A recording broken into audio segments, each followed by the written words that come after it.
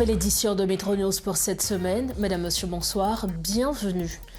À la une de l'actualité de ce mercredi 22 juillet, le rassemblement des organisations de femmes signataires du Pacte national se réjouit du lancement du processus électoral qu'il considère comme une étape importante de la transition, tout en invitant le gouvernement à intensifier la lutte contre la violence. Il encourage les femmes à prendre part activement aux activités électorales. L'économiste Kessner Farrell déplore le manque de financement de l'économie réelle et l'absence de propositions économiques dans le débat électoral. Selon lui, l'économie haïtienne souffre d'une déconnexion financière qui freine la croissance. Il reproche également aux acteurs politiques de privilégier les questions de procédure et les slogans au détriment de véritables programmes économiques. Également à la une de Métro News, l'animatrice et comédienne Monique Souvenir, dit Fanny, est décédée à l'âge de 85 ans en Floride, figure emblématique des médias haïtiens depuis les années 1970. Elle reçoit un hommage appuyé du Premier ministre qui présente également ses condoléances à sa famille et au monde de la culture.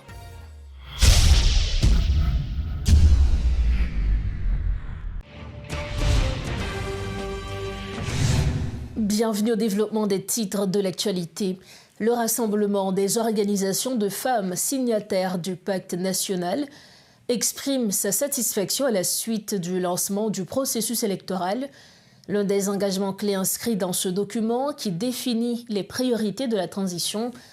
Les membres de ce rassemblement soulignent que le pays reprend progressivement le chemin de la stabilité et appelle le gouvernement à poursuivre ses efforts afin de combattre totalement la violence. Par ailleurs, elle encourage les femmes à participer massivement aux activités électorales, conformément au décret modifié du 2 juin 2026. Suivez ce compte-rendu de Richie Fortuné. Il s'agissait pour les membres de ce rassemblement de femmes de s'adresser directement au Premier ministre Alex Didier Fils-Aimé. Si certains signataires du pacte ont déjà quitté le navire, évoquant le non-respect systématique du document par le gouvernement, ce groupe demeure attaché à l'initiative. Ainsi, à l'instar de la ministre des Affaires étrangères, elles expriment leur satisfaction par rapport à ce qu'elles considèrent comme des avancées sécuritaires enregistrées dans plusieurs régions du pays. Nous pourrons tomber dans la sécurité parce que c'est ça nous demandé et gouvernement, c'est ça fait nous-mêmes organisation femmes, nous te signé pas là parce que nous ouais comment pays a traversé des moments difficiles, comment mesdames yo, on paquet mesdames jodi et nous vraiment nous saluer et équipe qui dans 15 là qui vraiment dans situation difficile parce que jodi et ça fait nous te signé pas là pour nous une sécurité. Selon elle, Haïti a retrouvé le chemin de la stabilité, l'un des éléments fondamentaux inscrits dans le pacte national. L'heure n'est plus à la division, alors que toutes les forces du pays devraient se converger vers le rétablissement total de la sécurité avant de finaliser les autres chantiers de la transition.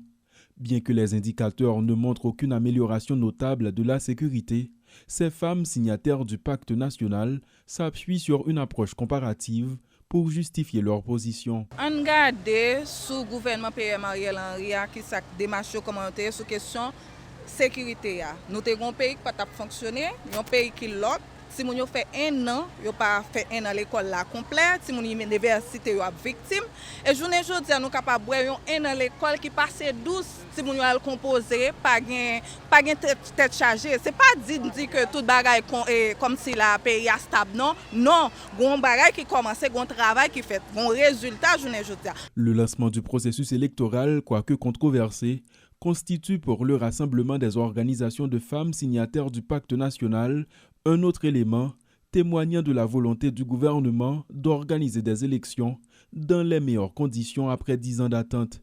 Lors de cette conférence de presse, elles ont aussi incité les femmes à s'impliquer à tous les niveaux dans le processus, conformément aux prescrits du décret électoral. Nous élection processus a commencé là aujourd'hui, nous kounya là au contraire n'a mobiliser mesdames pour aller inscrire dans le registre électoral là, nous encourager toutes femmes dans tout département pour aller inscrire parce que nous commençons clair là parce que nous même sélection nous une élection nous aller. Pour ces signataires, le Premier ministre doit accélérer les démarches afin de respecter les échéances établies jusqu'à l'installation d'un nouveau président issu des urnes. Comparativement à d'autres voix au sein de la société, Ce groupe s'oppose catégoriquement à toute nouvelle transition qui ne viendrait qu'aggraver le sort de la population.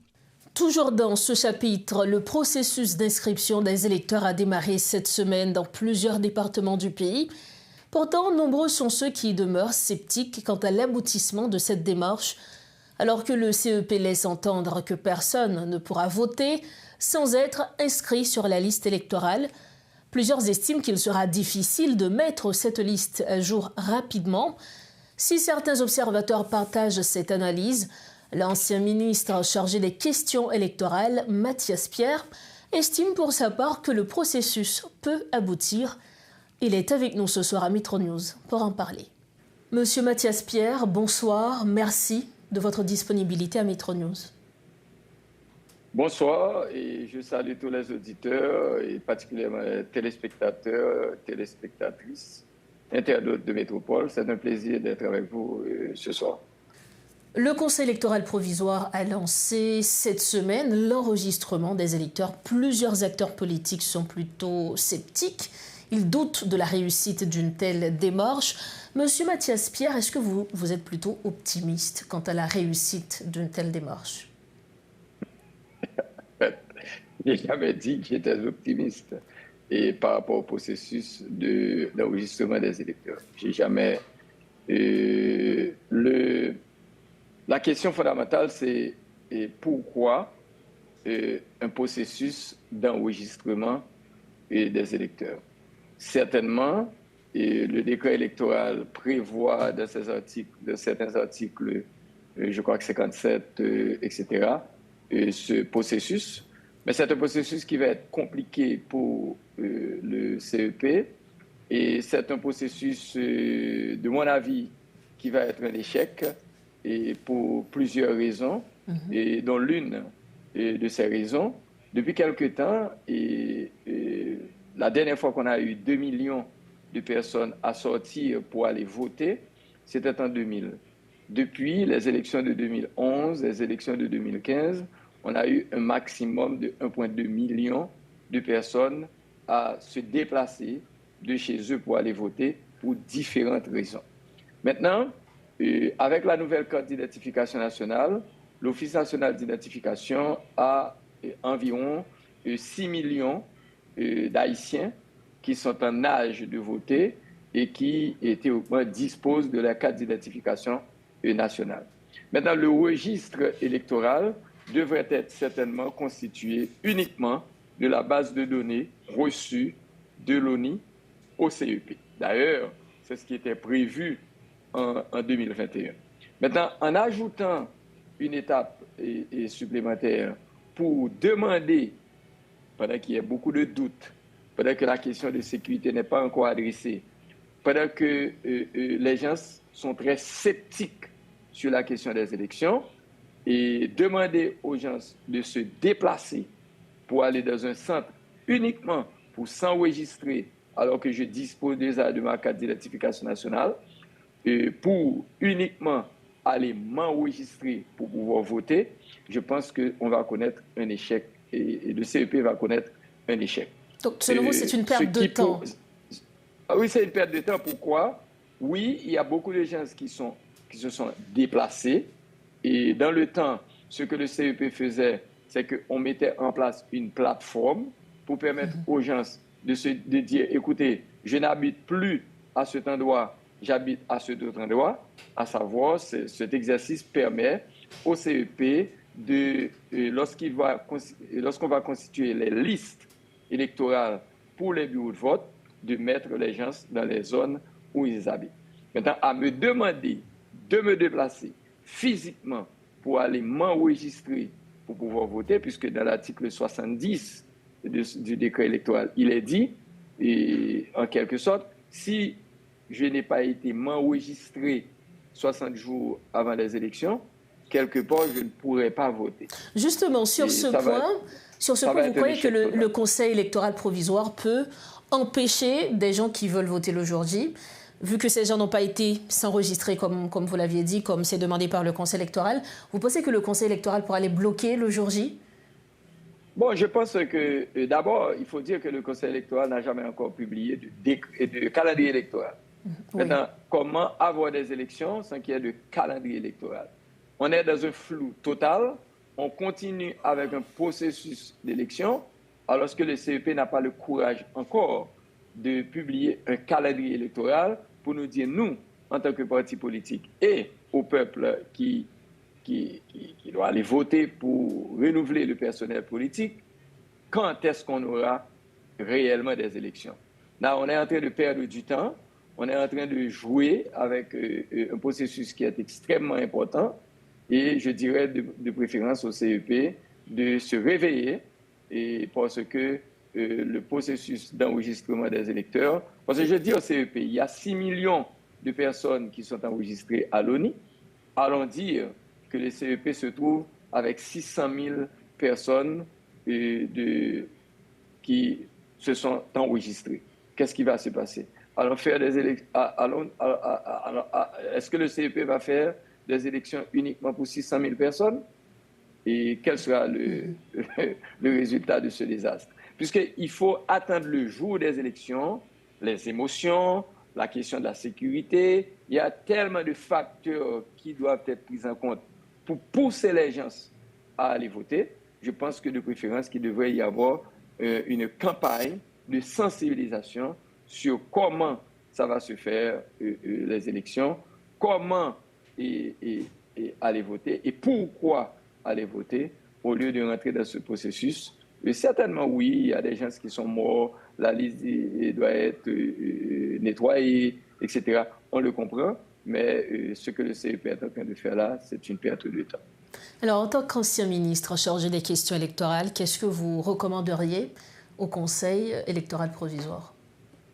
Bon, peut-être le CEP est autonome. Je ne peux pas demander au CEP de surseoir sur ce processus.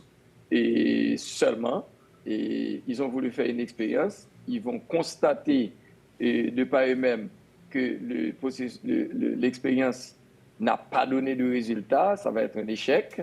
Et à ce moment-là, ils vont se réveiller et pour publier le calendrier électoral et certainement procéder comme dans le temps on avait procédé pour la réalisation des élections. Alors, parce que je dois certainement dire qu'il y a une nouvelle carte d'identification nationale. C'est la première fois qu'on va faire des élections avec cette carte.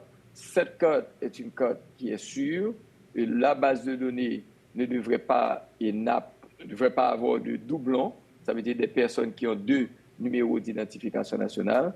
Ça suffit au CEP pour mettre en place une plateforme en ligne pour demander aux gens qui se sont déplacés de leurs environnements pour différentes raisons et que cela se passe, de tout simplement monter sur le site du CEP pour changer leurs adresses. Et ça s'arrête là. Mais demander aux gens d'aller dans des bureaux de vote pour aller s'enregistrer pour pouvoir voter, avec un article 70 qui dit « Si je n'ai pas été dans un bureau de vote pour m'enregistrer, je ne pourrai pas voter. » Ça veut dire que je ne vais pas faire partie de la liste électorale. Je pense que c'est une erreur. Le CEP va se rendre compte de son échec.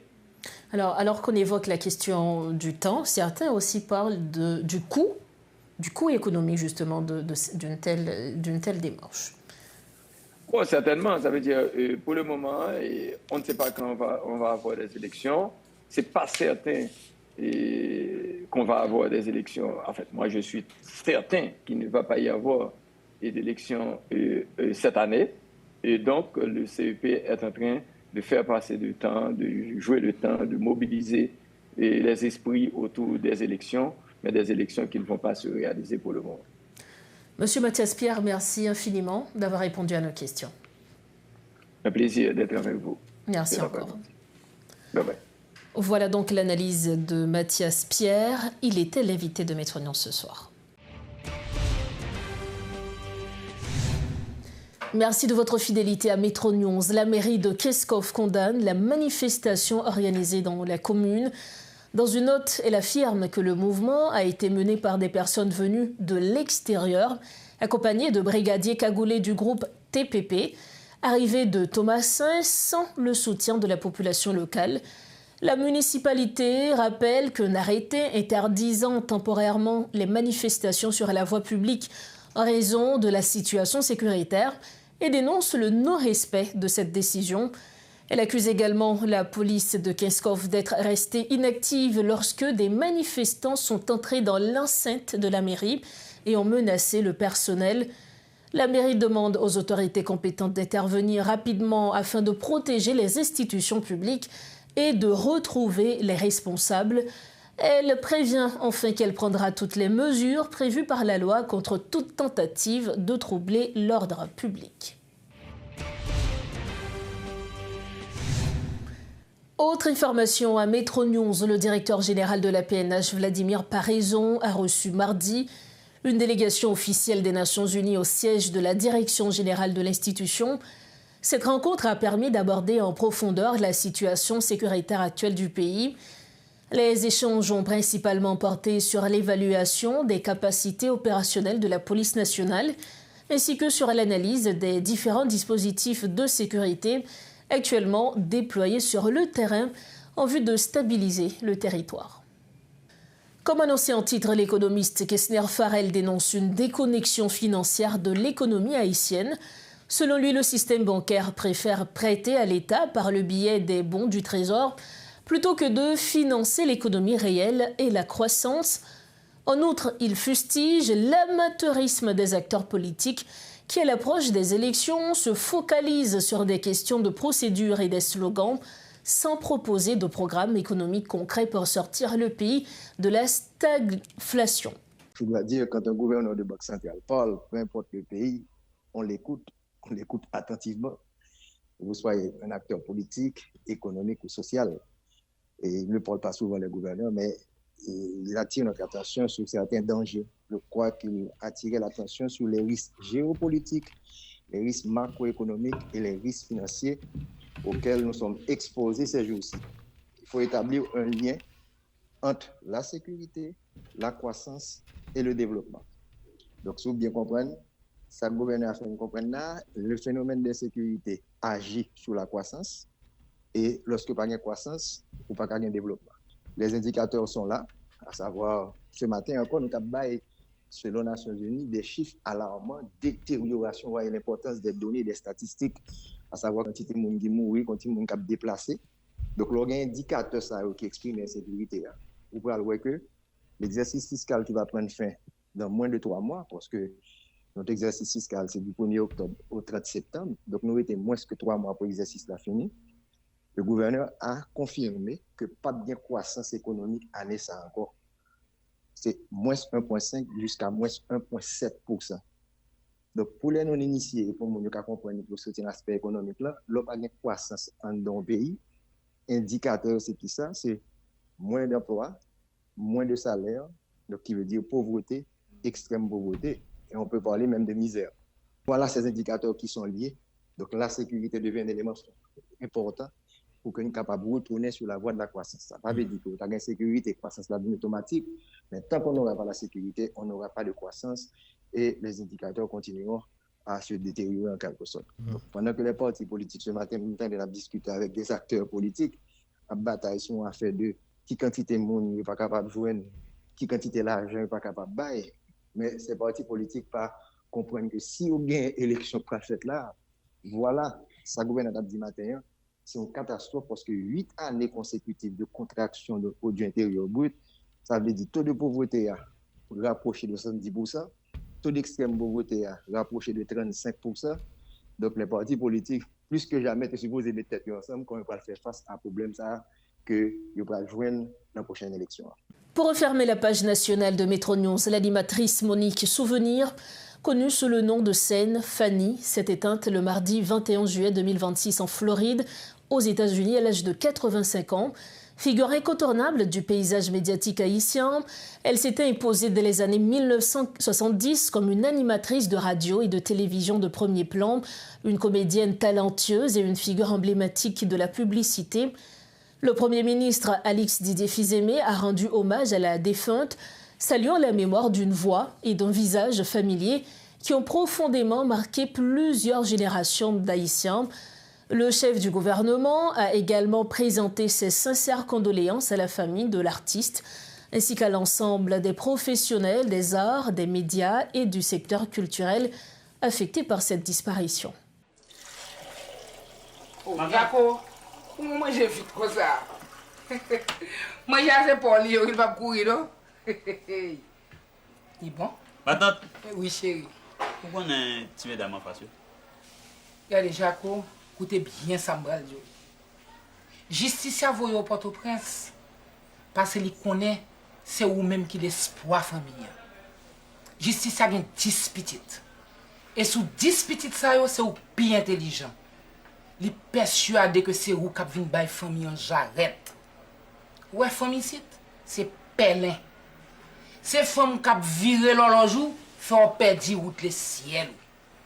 Pourquoi me battre un petit peu de Charlotte Boal, elle te coulé derrière, le m'barret sous barrière, seulement bon me bagaille. Vous venez Port-au-Prince, coller sous Etidou. Autant de samedi chéri, c'est plus bon conseil, ma tante ou barou.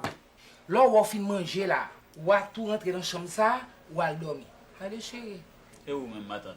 Pas occupé de moi, parce qu'après voyage ça on souhaite faire, faut un bon repos. Moi-même je vais le coucher sous divan devant. OK chéri? Merci. OK. Voici le rappel des principaux titres à la une de ce 22 juillet. Le rassemblement des organisations de femmes signataires du pacte national se réjouit du lancement du processus électoral qu'il considère comme une étape importante de la transition. Tout en invitant le gouvernement à intensifier la lutte contre la violence, il encourage les femmes à prendre part activement aux activités électorales.